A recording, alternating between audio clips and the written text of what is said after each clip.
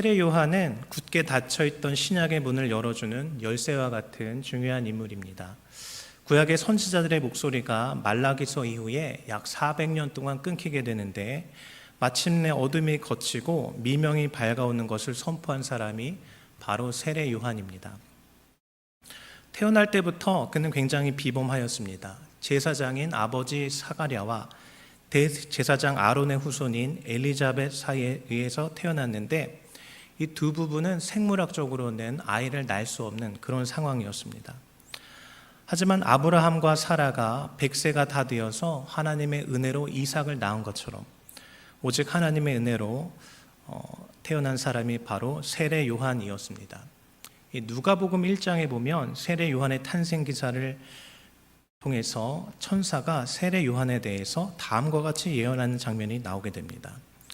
그가 주 앞에서 큰 자가 되며 포도주와 독한 술을 마시지 아니하며 모태로부터 성령 충만함을 받아 엘리야의 심령과 능력으로 주를 위해 세운 백성을 회개케 하며 준비시키다. 그는 메시아이신 예수님을 위해서 하나님이 특별히 준비한 그런 구약의 선지자였습니다. 세례 요한은 결국 아버지 사가랴가 벙어리가 되는 우여곡절 끝에 태어나서 나시른으로 또 구약의 마지막 선지자로 그 삶을 살아가게 됩니다. 비범하게 태어난 이 세례 요한은 또 비범한 삶을 살아가게 됩니다. 누가복음 1장 80절에 보면 아이가 자라며 심령이 강하여지며 이스라엘에게 나타나는 날까지 빈들에 있으니라 라고 기록을 하고 있습니다. 요한은 구약의 엘리야처럼 유대의 광야에 살면서 낙타 털로 된 옷을 입고 허리에 가죽띠를 띠고 살았습니다. 그리고 먹을 것으로는 메뚜기와 석청을 먹으면서 예수님의 오심을 사람들에게 알리고자 했던 것입니다. 사람들이 도저히 듣지 않으니까 눈에 보여지는 것으로 굉장히 자극적인 옷과 그런 행동들을 통하여서 사람들에게 예수님의 오심을 알리고자 했던 것입니다. 마침내 예수님의 공생애가 시작되었고 그 시작을 알리기 위해서 예수님은 세례 요한에게로 가서 세례를 받는 장면이 나오게 됩니다. 세례 요한은 요한복음 1장 33절과 34절에서 예수님에 대해 직접 이렇게 증언을 하고 있습니다. 나도 그를 알지 못하였으나 나를 보내어 물로 세례를 베풀라 하신 그 이가 나에게 말씀하시되 성령이 내려 누구 위에든지 머무는 것을 보거든 그가 곧 성령으로 세례를 베푸는 이인 줄 알라 하셨기에 내가 보고 그가 하나님의 아들이심을 증언하였노라 하시니. 세례 요한은 성경에 있어 예수님이 바로 하나님의 아들이라는 것을 직접 증언한 첫 번째 선지자였습니다. 예수님께서 사람의 몸을 입고 온 하나님의 아들임을 증언하고 심지어 하나님의 아들 예수님의 머리를 잡고 안수하며 세례를 통해서 공생애를 시작하도록 한 사람이 바로 세례 요한이었습니다. 그래서 그를 일컬어서 우리는 그냥 요한이라고 하지 않고 세례 요한이라고 부르는 것입니다. 하지만 오늘 본문은 바로 그 대범하고 구별된 선지자 세례 요한이 예수님의 하나님께서 예비한 한 사람, 하나님의 아들임에 대해서 질문을 하면서 의심하는 장면이 기록이 되어 있습니다. 아무도 예수님을 인정하지 않을 때에 먼저 예수님을 알아본 한 사람, 신성모독을 이유로 함부로 이야기할 수 없었던 하나님의 아들이라는 표현을 먼저 담대하게 입 밖에 낸 사람, 바로 그 세례 요한의 믿음이 흔들리고 있었다는 것입니다. 오늘 본문은 그래서 믿음이 흔들리고 도전을 받고 또 의심을 잘 갖는 우리 성도들에게 한편으로는 위로를 주는 본문이라고 할 수 있겠습니다. 천하의 세례 요한도 믿음이 흔들리고 의심하였다면 평범한 사람들인 우리가 별거 아닌 일에 쉽게 요동하고 의심하고 믿음이 흔들리는 것은 너무나 당연하다라고 할 수 있기 때문입니다. 또 이는 우리 스스로를 돌아볼 때뿐만이 아니라 주변의 신앙인들을 보면서 우리가 가지게 되는 질문들, 아니 왜 믿음을 가지고 있다면서 저렇게 이상한 행동을 하지? 왜 저렇게 쉽게 흔들리는 믿음을 가지고 있지? 라는 질문에 대한 답을 주기도 하는 모습이라고도 할 수 있습니다. 그래서 오늘 이 시간 말씀을 통해서 여러 가지 우리 마음속의 의심과 불안과 걱정이라는 감정을 솔직히 주님 앞에 내어놓고 비온 뒤에 땅이 더 단단해지듯이 다시금 주님 바라보면서 담대하게 믿음의 경주를 이어가는 저와 여러분이 될 수 있기를 주님의 이름으로 부탁드립니다. 먼저 오늘 본문 18절부터 20절을 다시 함께 읽도록 하겠습니다. 시작.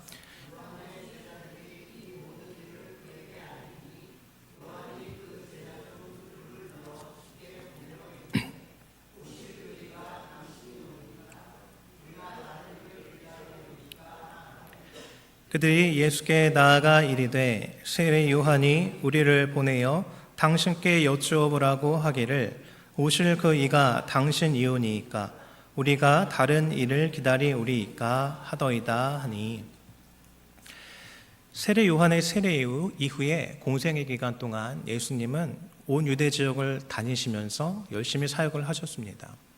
병든 자들을 말씀 한마디로 고치시고 더러운 귀신을 명하니까 곧장 나가는 일들이 빈번하게 일어났습니다. 심지어 오늘 본문 앞에 보면 나인성 과부의 하나밖에 없는 아들이 죽어서 관에 실려 나갔을 때에 예수님께서 그 관에 손을 얹으자 그 아들이 곧장 일어나는, 살아서 다시 일어나는 역사가 일어나기도 하였습니다. 온 유대 땅이 예수님으로 인해서 흥분하였고 사람들은 과거와는 무언가는 다른 미래를 소망하며 꿈꾸기 시작하였습니다. 하지만 당시 감옥에 있던 세례 요한은 이러한 예수님의 사역을 눈으로 보지 못하였고 18절에 기록된 대로 오직 제자들을 통해서 간접적으로 예수님에 대해서 들을 수밖에 없는 상황이었습니다. 그러자 제자 둘을 시켜서 오늘 질문처럼 오실 그 이가 당신이오니이까 우리가 다른 일을 기다리오리이까 라고 질문을 하게 됩니다. 세례 요한이 당시 바리새인이나 종교 지도자들이나 할 만한 질문을 제자들을 시켜서 한 이유는 그가 현재 감옥에서 곧 죽게 될 운명임을 직감한 상태였기 때문이라고도 할 수 있습니다. 당시 유대의 분봉왕이었던 헤롯이 빌립의 아내인 헤로디아를 취한 일로 인해서 세례 요한이 옳지 않다고 쓴소리를 하였는데 그 이후로 감옥에 갇히게 된 것입니다. 그래서 세례 요한은 예수님의 사역이 마무리되지 않은 상황에서 자신이 예수님의 사역이 완성되기 전에 죽을 수도 있다는 것을 직감하게 되었다고 할 수 있습니다. 극단적인 상황에 내몰리게 되면서 예수님이 하나님의 아들로서의 정체성을 가진 분이 맞는지, 또 그 사역하고 있는 것에 대한 확증을 받고 싶었다라는 것입니다. 또한 세례 요한의 이러한 질문에는 예수님의 사역에 대한 의구심도 포함이 되어 있었음을 알 수가 있는데, 바로 죄와 죄인을 다루는 방식이 세례 요한이 기대했던 방식과는 조금 달랐기 때문입니다. 세례 요한은 철저하게 자신을 대중들로부터 분리해서 독자적으로 다니면서 사람들에게 회개하라라고 외친 사람이었습니다.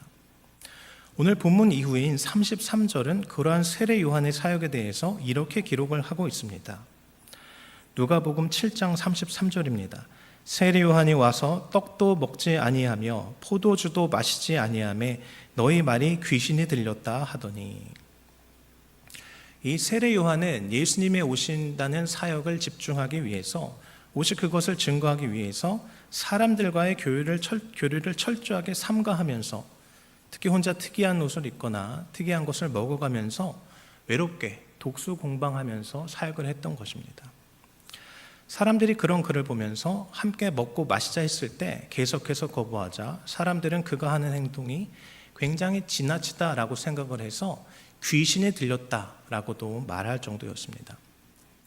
하지만 이어서 나온 누가복음 7장 34절에서 예수님은 인자는 와서 먹고 마시매 너희 말이 보라 먹기를 탐하고 포도주를 즐기는 사람이요 세리와 죄인의 친구로다 하니라고 기록된 것처럼 굉장히 자유롭게 죄인들과 어울렸고 심지어 그러한 것들을 예수님께서 즐겼다는 것을 알 수가 있습니다.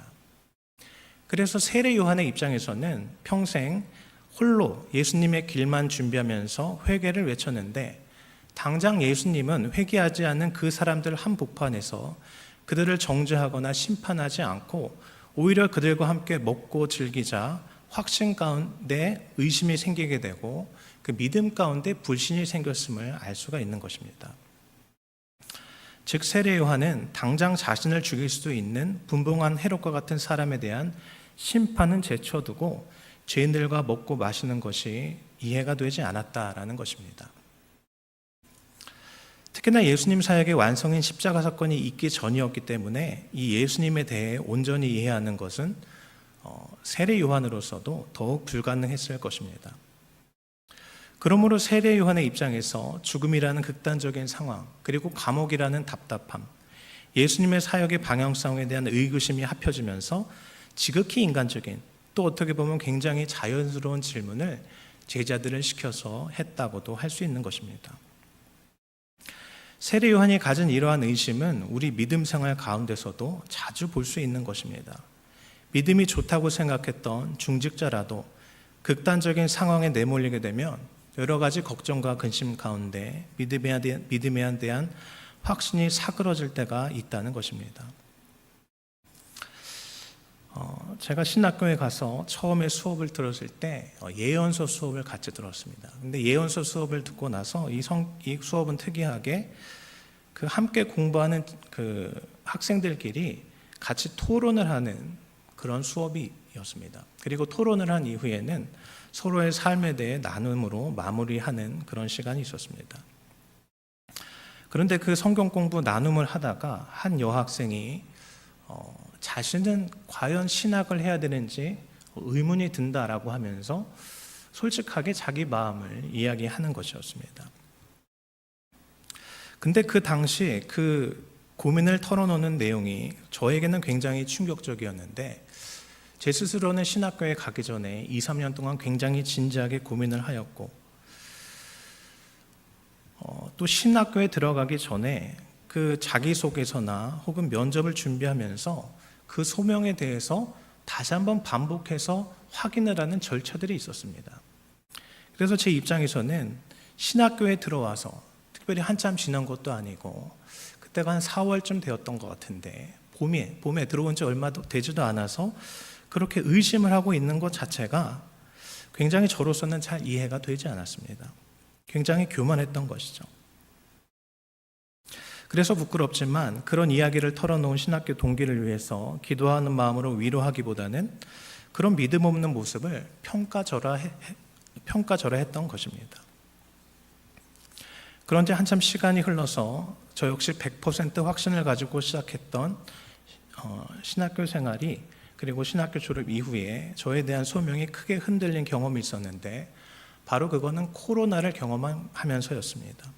코로나가 터지고 교회 사역의 역동성이 순식간에 무너지고 교인 수가 크게 줄어들게 되고 젊은 사람들이 교회를 빠르게 등지는 것을 보면서 100% 확신을 가지고 시작했던 소명에 대해서 다시금 생각해보는 시간을 가졌던 것입니다. 교회 사역이 즐겁고 잘되고 행복할 때에는 소명에 대한 고민이 없었는데 순식간에 길이 막히고 내가 예상했던 대로 사역이 흘러가지 않자 그 미천을 드러내듯이 소명에 대한 확신이 사라져버린 것입니다. 그런 고민을 하면서 제 스스로 그런 가정 속에서 예전에 신학교에서 소명에 대해서 고민했던 그 여학생을 떠올리게 되었습니다. 그 여학생은 왜 자신이 그 소명에 대해서 고민하는지에서 구체적으로 얘기는 하지 않았지만 그 여학생을 떠올리면서 하나님께서 저의 교만한 모습을 깨닫게 해주셨습니다. 교회 안에서 이런 모습들이 충분히 있을 수 있다는 것입니다. 교회 안에서 성도들의 삶 가운데 성도로서 이해되지 않는 모습, 말과 행동, 그리고 어리숙한 모습들이 우리가 온전히 알지 못하는 상황 속에서 충분히 생길 수 있다는 것입니다. 그럴 때 우리는 교만하게 그 성도를 함부로 정죄하고 비판하기보다는 주님 주신 마음과 포용과 사랑으로 그 성도가 그 고민과 고통 속에서 나와서 주님 안에서 자유를 누릴 수 있도록 함께 중보하는 것이 주님이 우리에게 주시는 마음이란 것입니다. 그러한 믿음 가운데 더 큰 사랑으로 함께 믿음을 세워가는 저와 여러분이 될 수 있기를 주님의 이름으로 기도드립니다. 이어서 누가복음 7장 21절부터 23절 말씀입니다. 함께 읽겠습니다. 시작.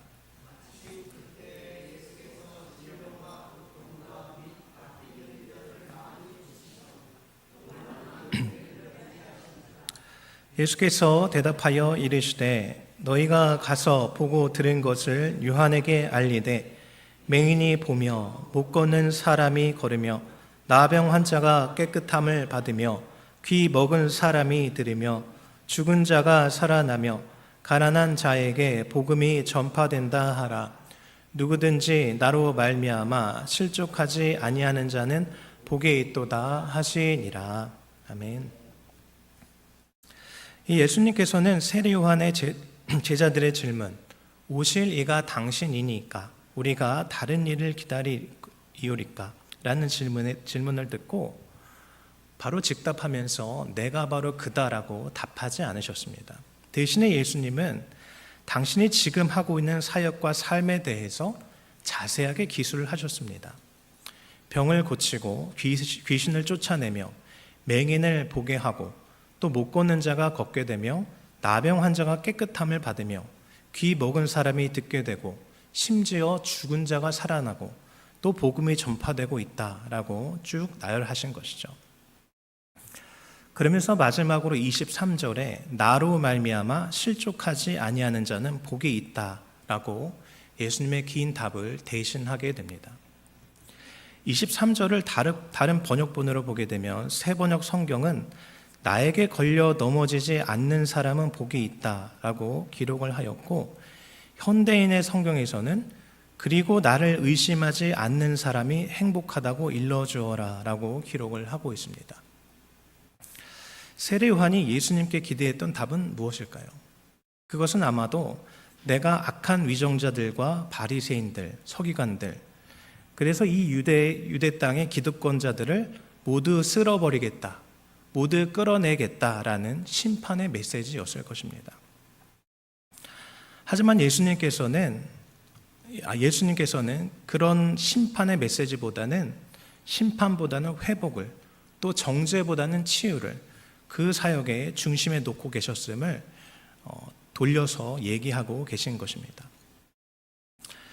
그래서 예수님은 세례 요한의 날카로운 영성, 심판의 메시지, 세상을 향한 회개와 같은 선포 같은 그러한 여러 가지 세상의 짐들을 내려놓고 온전히 예수님을 의지하면서 그 세례 요한의 사역을 마무리하길 원하셨다는 것을 우리가 이 말씀을 통해서 알 수 있는 것입니다. 세례 요한의 회개와 심판을 중심으로 한 구약의 율법의 사역은 마무리가 되고 예수님의 살리는 사역, 생명 중심의 사역, 신약의 시대가 새롭게 열리고 있음을 말해준다고 할 수 있는 것입니다. 이러한 세례 요한과 예수님의 다른 색깔과 방향성은 교회 안에서 특히나 다른 사람을 정죄하고 평가하려는 나의 모습이 나올 때에 꼭 기억해야 될 내용이라고 할 수 있겠습니다. 예수님께서 이 땅에 오신 우선순위, 첫 번째 이유는 구원이지 심판이 아니라는 것입니다. 예수님의 십자가 사랑과 구원의 역사는 불쌍한 인생들을 살리기 위한 것이지 심판하고 정죄하기 위한 것이 아니다라는 것을 우리가 항상 기억해야 한다는 것입니다. 교회를 오래 다니다 보면 이상하게도 사랑으로 시작했던 우리의 마음과 사역이 변질이 되면서 일 중심으로, 그래서 율법과 정죄로 가득한 모습으로 변질되는 경우가 있다는 것입니다. 예수님의 십자가 사랑으로 구원받은 우리가 사랑과 용서와 이해를 가지고 교인들과 이웃들에게 나아가야 하는데, 시간이 갈수록 서로가 편해지면서 오히려 이것저것을 서로 뒤에서 평가하고 지적을 하는 경우가 있고 사랑이 없고 율법만 남아버리는 모습이 있을 수가 있다는 것입니다. 예수님은 세례 요한의 질문을 통해서 율법과 정죄의 시대가 지나갔음을 다음과 같이 말씀하셨음을 기억할 필요가 있습니다. 누가복음 7장 28절입니다. 화면을 보면서 함께 읽어볼까요? 시작. 내가 너희에게 말하노니 여자가 낳은 자 중에 요한보다 큰 자가 없도다. 그러나 하나님의 나라에서는 극히 작은 자라도 그보다 크니라 하시니. 이 예수님은 세례 요한의 제자들이 왔다 간 이후에 요한에 대해 말씀하시면서 세례 요한은 하나님의 선지자로 여자가 낳은 자 중에 세례 요한보다 큰 자가 없더라고 극찬을 하게 됩니다. 하지만 이어서 말씀하신 부분이 바로 우리가 기억을 해야 될 부분입니다. 그러나 하나님의 나라에서는 극히 작은 자라도 그보다 크니라 하시니. 비록 세례 요한이 하나님의 택하심을 받은 선지자로 예수님의 길을 직접 예비한 엄청난 사역을 감당하였지만, 예수님을 직접 알고 또 십자가 사건을 직접 이해하게 되고 목도한 우리들, 즉 하나님 나라를 지금 이 땅에서 살고 있는 성도들은 극히 작은 자라도 그 세례 요한보다 더 큰 은혜를 받은 자들이라고 말하고 있는 것입니다. 율법의 시대가 가고 하나님의 계획하신 십자가 사건이 이루어진 것을 보게 된 우리가 더 큰 은혜를 받은 사람들이란 것입니다. 평가와 심판과 정죄함은 사람을 살리지 못한다는 것입니다. 함께 신앙생활함에 있어서 더 중요한 것은 예수님 닮은 사랑과 이해와 용서와 배려가 되는 것입니다. 주님 말씀대로 어떠한 상황에서도 사랑과 온유함으로 나아가야 한다는 것입니다. 왜냐하면 우리는 율법의 시대가 아니라 사랑의 시대를 살고 있기 때문입니다. 예수님 닮은 모습으로 성도들 가운데 더욱 사랑하고 품어주고 포용해주는 우리 모두가 될 수 있기를 주님의 이름으로 소망합니다. 아멘.